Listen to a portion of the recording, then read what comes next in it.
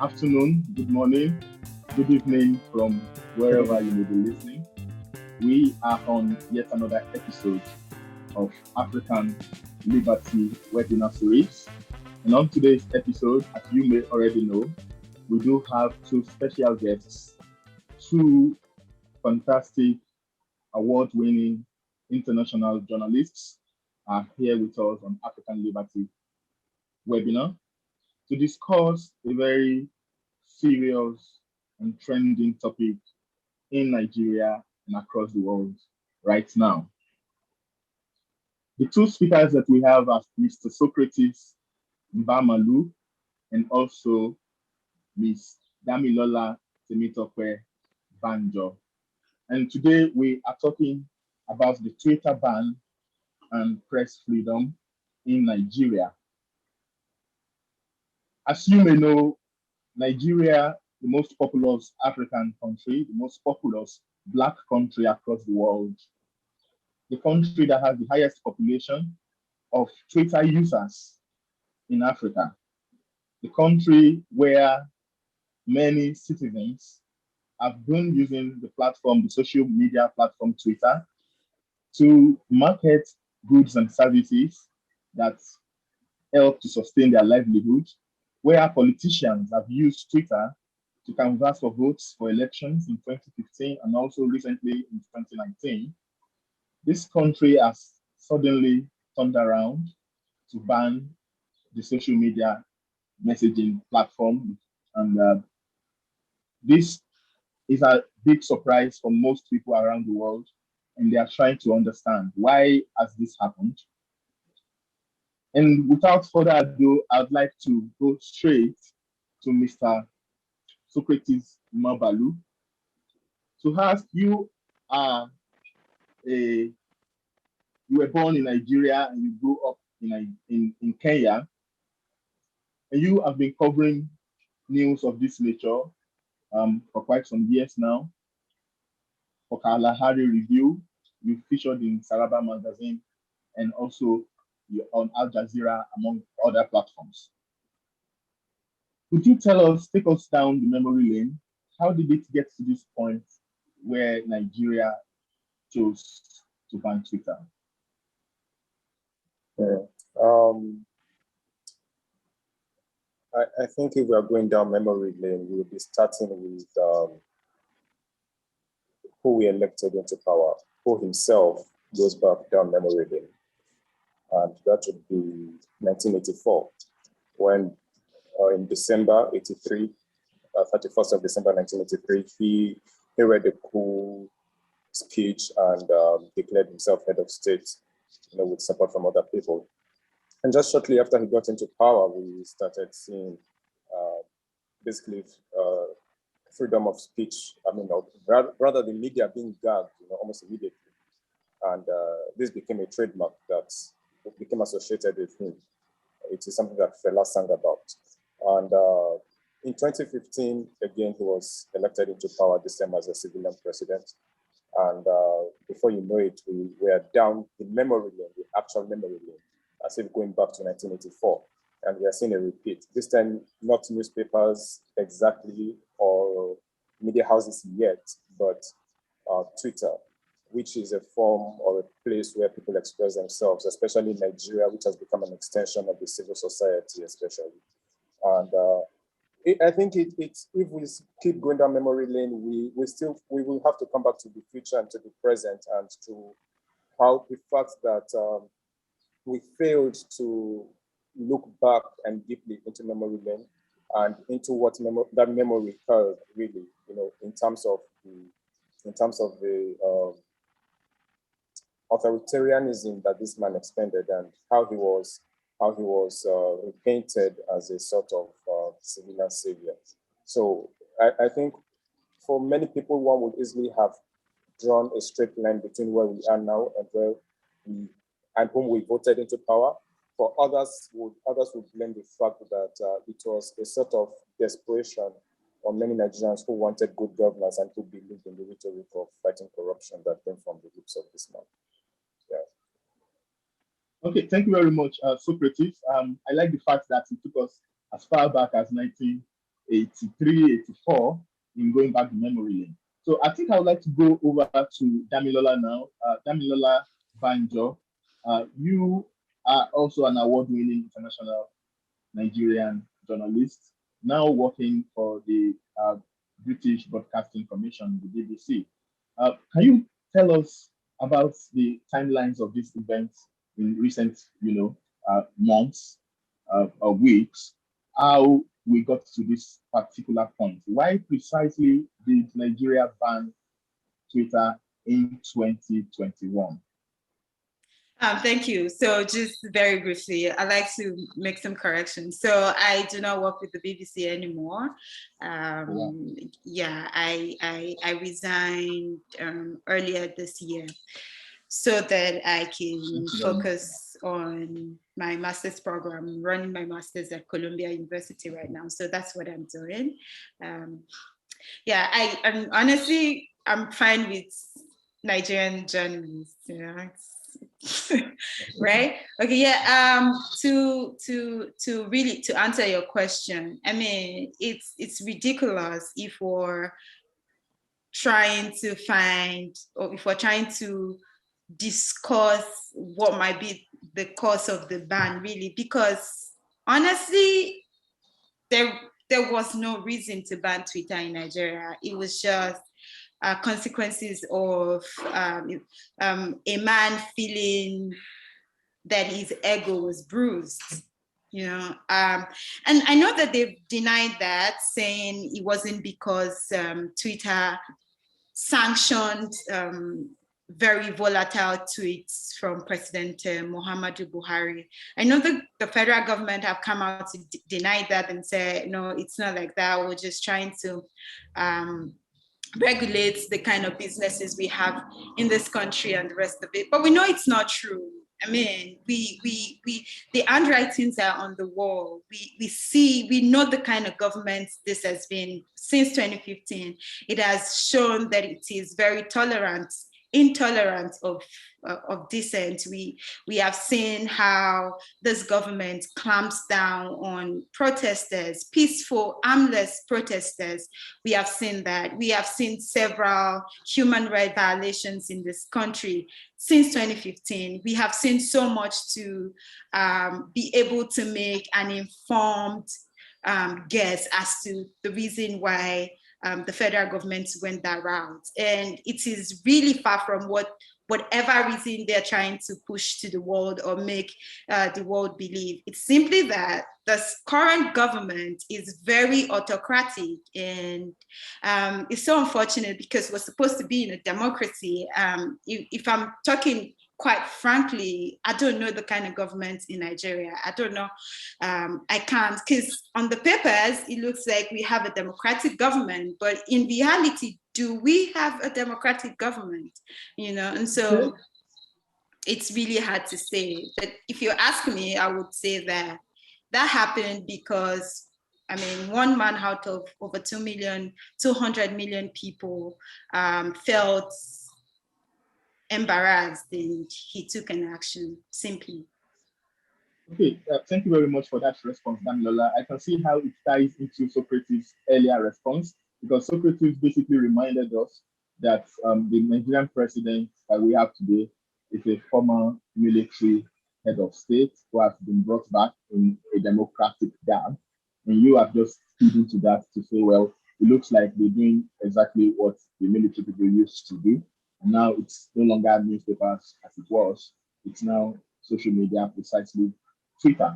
Now, that brings us to the fact that for some time now, Nigerian National Assembly now, which is obviously a democratic or supposed to be a democratic institution, because whereas we can accuse the president of being a former military head of state, but the National Assembly is populated by civilians who, most of them at least, have not been in the military before, and yet they have consistently, made some kind of efforts to pass a social media prohibition bill by various names.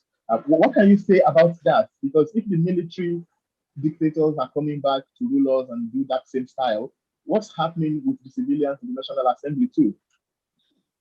Let me take that to Socrates. What do you think? Okay. I think basically,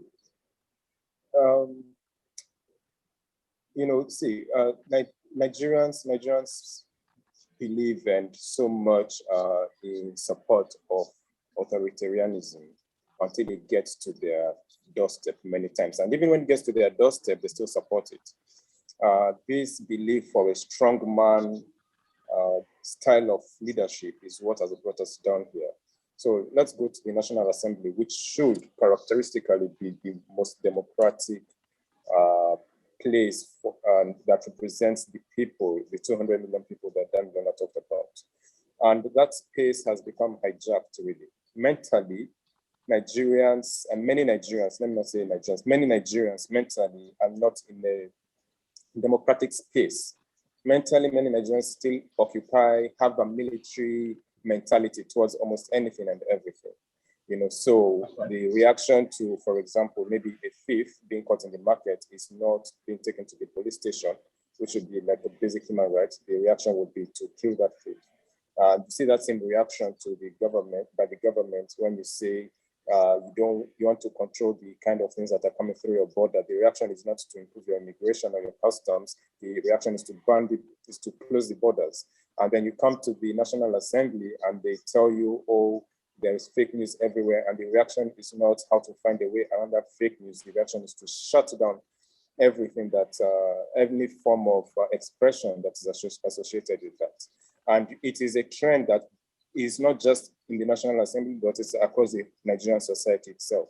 And we find that the National Assembly is subsumed, unfortunately, under the executive, so to say, and has failed to realize its role, or maybe knows its role, but really has just failed to take action as it should, about what it should stand for, human rights. And you can even find by the basic conversations and the laws that these lawmakers take that human rights issues are not issues that for example, are not issues that they argue. And so why should we expect them to not to argue or to present bills that will shut down the internet or the media? You have a National Assembly, a Senate, where a sitting senator slapped someone and went scot-free. You have a country where a judge assaulted someone and went scot-free. All these are elements of authoritarianism which are not being addressed. So coming back to your question, why is this happening in the National Assembly? Is because we have failed to eradicate the military mindset first and foremost. Secondly, is because, as Damiloa said, what we have is not really a democracy, really. It is something yet to be defined. Some people call it a militocracy. Thank you very much, Socrates. I like where this is going because, and I will be coming to Damiloa now. One of the things that I've been talking about in recent months is the fact that there seems to be a military culture in this country, which I'm getting from both of you already. It looks like we have developed for ourselves as Nigerians what can essentially be described as a military culture. And so you have it in the National Assembly, like you have said. And sometimes I notice some of these things, in the university, for example, on the streets, in traditional settings, even in families, there's a lot of authoritarianism, as a cultural trait in our society, seemingly. Now, I will come to Damiloa now with this question because I believe that, Damiloa, you are interested in education sector, just as I am. And so what do you think has gone wrong in the education sector in Nigeria in terms of, molding the minds of the citizens regarding the rights of the citizenry? And what do you think we can do in that sector to at least, because we're going to need to have leaders who respect the people's rights, but perhaps a place to start is ensuring that the people themselves are very conscious of these rights in the first place and do not abuse it amongst themselves. So if we agree that these problems also exist in our civic spaces, that freedom of speech is not exactly respected amongst in the civic spaces itself, what do you think can be done coming from the education sector? Yeah, thank you very much. I mean, I don't agree on 100% that Nigeria has a military mindset, as you put it. I think that what we have, because that's there are countries in the world where they have military government in power. It's not necessarily chaotic. I think what we have in Nigeria is a ravaging, a widespread lack of responsibility and impunity, really. And like you said, it's from, you can see it in every space, even in the little tiniest unit of a society, which is the family. You can see the lack of discipline. You can see the trait of impunity even in that little space. And you're right, this boils down to the shaky education system we have in Nigeria. It's so bad.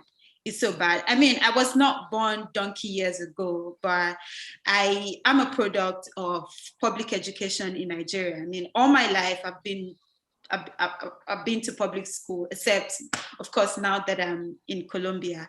But all through my education in Nigeria, it was public school, my primary school. And even at that time, it was that, oh, things are really bad now. When my mom talks about when she was in primary school, and my grandparent talked about when they were in form school, the way they call it back then, it was like, it's something really valuable, really quality. But when I was there, it was like the quality is bad and all of that.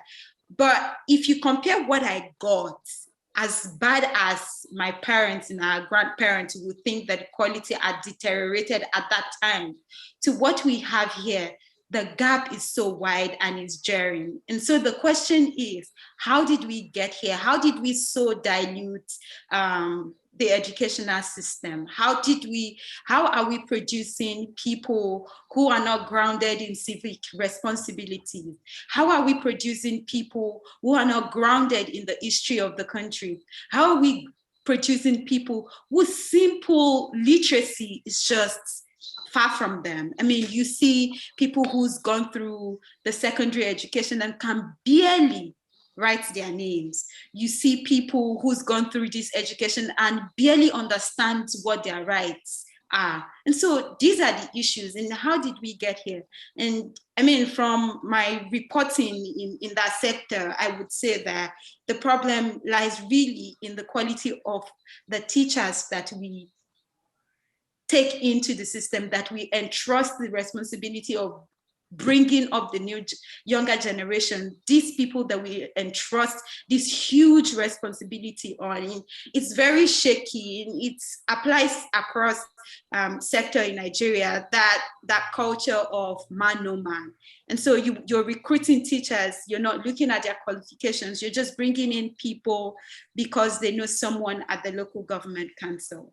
And so you have lots of unqualified people. You have teachers who should not be teachers, who should themselves be sitting down in a classroom and taking some education. And so you have those kind of people teaching, and it's just, what would you expect of the product of those kind of people? It's just going to be terrible. It's not that we don't have quality our citizens in Nigeria who can really be teachers in this country, who can really impact the younger generation. It's just that those people are not getting the opportunity to get into the place where they can be useful. And okay, thank you very much. Okay, just 1 minute. I mean, that's basically what I thought about that. All right, thank you very much. Socrates, I would like to stay on that point. Maybe you have something to share on that same question.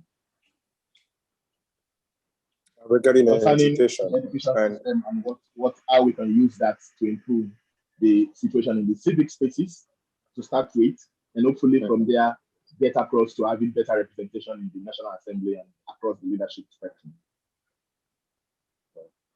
Yeah, I think one of the major things that one looks at is what is actually being taught in school. And we find that first and foremost, and I mean, some people have advocated for this because you find it probably in schools in the US, where they're taught about their rights, they're taught to protest, they're taught what to do during protests, they're taught maybe philosophy and things like that. An average Nigerian child goes to school in the morning, and not that it's anything bad, but spends probably the first 30 minutes of going to school, singing songs to God, and basically engaging in religious dogma instead of in critical thinking. And what we have is a production of that religious dogmatism passed from secondary school, from primary school to secondary school, and it continues throughout. And there is that basically lack of self-awareness as a people, really, of what we should be doing, what questions we should be asking. And you can even see that in conversations we have also on Twitter, where a conversation is going this way, and within 2 minutes, we are discussing something else entirely, which is off point. So coming back to the question of education, it's really, really important.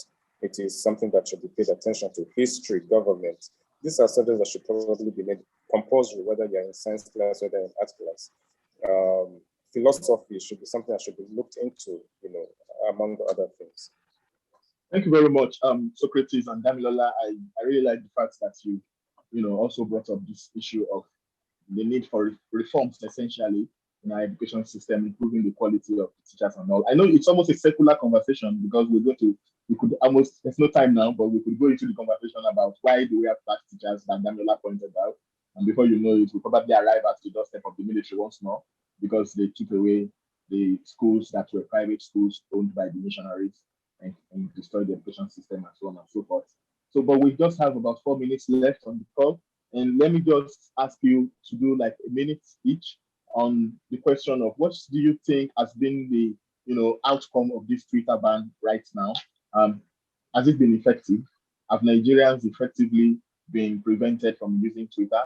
And how has it really affected the press? Bearing in mind, for example, that there are reports that because of VPN usage, people that use VPN and then that's virtual private networks, they claim to be tweeting from London or from the New York and all these places. Therefore, they jam the internet traffic in those places, and they begin to trend in London and trend in New York, and creating a situation where Nigerian news is trending in those countries with all the implications. So what do you think? Has government come out with a Twitter ban policy that can be considered effective or can be considered to have backfired?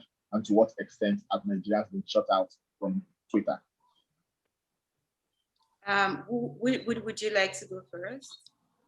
Madam, go first. Yeah, okay. I mean, I think essentially what the government has been able to do is reduce the number of people who are able to access Twitter. I mean, things are already very hard in the country, and VPNs are not cheap. And so you have only those who can afford to subscribe to a VPN and then it all just makes it so complicated. Even when you're using a free VPN, you really can't. It just adds to the burden of being able to access that platform, and that would discourage a lot of people who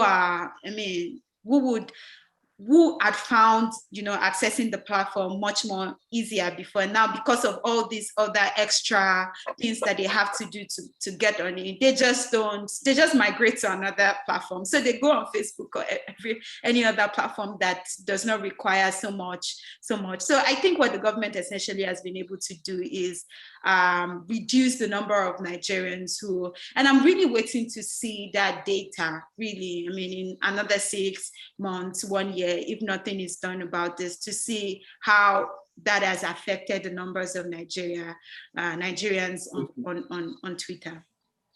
Thank you very much, Damilola. Socrates? The Twitter was basically an avenue for many people to either do business or one thing or another, but most importantly, it was also an avenue for people to get some form of social justice. That in its way has been detrimental to Nigerians. news that would usually have gone viral and maybe gotten reactions, goes unattended to. Again, the government has also used this as a way of escaping being held accountable, because you could easily probably tag the police to a situation that was going on, or you tag the government, maybe Lagos State or whatever, and they react to it. So they seem to have escaped in being held accountable, performing their duties in that sense.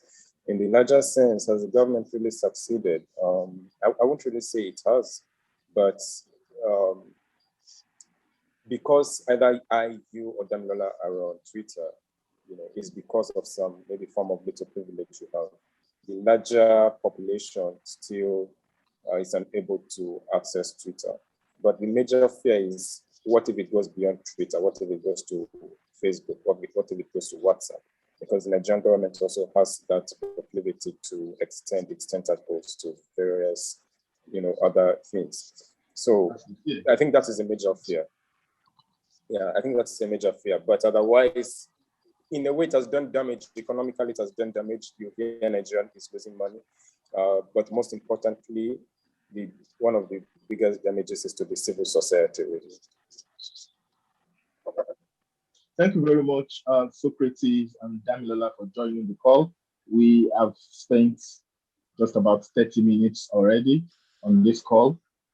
We sincerely appreciate your contributions to this conversation on Twitter ban and press freedom in Nigeria. I believe we all do hope that this ban would be lifted sooner rather than later.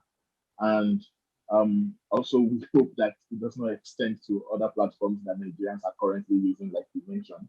And also that the social media bill, the plan to ban, to pass a social media regulatory bill and all those things, Nigerians would come out to say no to all of that. And we would manage to have enough freedom, or to have more freedom restored to the people of the Federal Republic of Nigeria. Thank you very much to all our viewers from wherever you may be watching us at this time.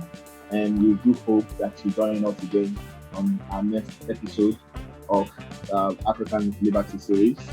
My name is Feyisade Adeyemi. I am a senior writing fellow at African Liberty and also the founder of the Charles Institute. Thank you very much.